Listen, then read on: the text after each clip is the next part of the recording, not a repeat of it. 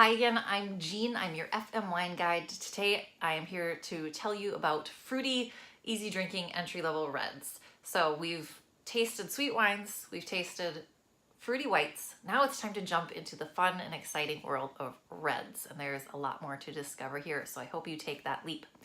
I'm going to discuss 4 different aspects of red wine and how they can help you to understand what you're drinking and choosing so that you can get one that's friendly and pretty easy to swallow and yet still fun and enjoyable. So the wine I chose today for getting your palate hooked on reds is this Spanish blend, La Fea. It's a blend of Tempranillo, Garnacha, and Syrah from the Carnena region of Spain, and it's only about $10. You can get some really good deals on some fun looking and good tasting Spanish wine right now, so have a look out for that in the market. The 4 things you need to think about when deciding what red to try first. First, grape varietal, of course. Second, we're going to talk about tannin a little bit. Third, oak. And 4th, where is it coming from? So in our little wine folly guide, Madeline Pouquet recommends a few different grapes that would be good first-time triers, which she recommends Zinfandel, Merlot, and Syrah and Garnacha. So we have Syrah and Garnacha in our blend here. They are fruitier wines that have some bolder, spicy flavors, so they're fun and easy to get your head around without being too complex. And the one grape that's kind of missing from this list that I think other people might wonder, why not Pinot Noir? Well, Pinot Noir, real Pinot Noir, ought to be a little more complex and subtle. It's a little more mature and sophisticated. So I think Pinot Noir comes a few steps down along the road from here, in a good way.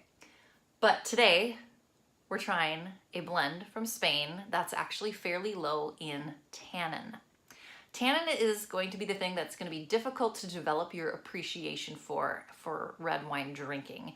And tannin is that compound that comes from red grape skins that gives it its color, but also creates this drying, sort of bitter, astringent bite on the finish of a red wine. That can be great when you're pairing it with a steak, but when you just want to sip down an easy glass of red, too much tannin can get in the way. So there are certain grapes that have a lot of tannin and certain grapes that have less. And Garnacha and Syrah and Pinot Noir are 3 grapes that have a little less tannin than something like Cabernet Sauvignon or a Monastrell. So take a look for some of the grapes that have less tannin. Another factor to consider is how much oak does the wine have. And that's actually why I didn't pick an American wine today, is I think a lot of American wines tend to go a little heavy-handed on the oak. A little oak to age your wine is good because it can soften off those edges, but sometimes the oak presence can really impart too much of its own personality and actually add a little of its own tannin, making it even more astringent and really heavy-handed on these kind of bold vanilla cocoa flavors that can be a little harder for your palate to wrap around.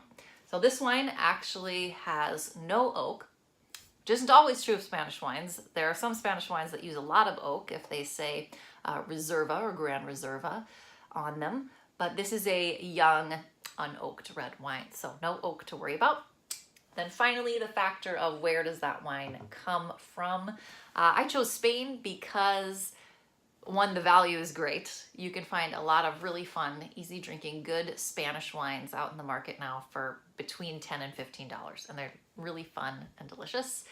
And also Spain is a little hotter, so that means the fruit is going to be a little bit riper flavored and a little bit softer in the tannin. So La Fea, Garnacha, Syrah, and Tempranillo from Spain. Cheers!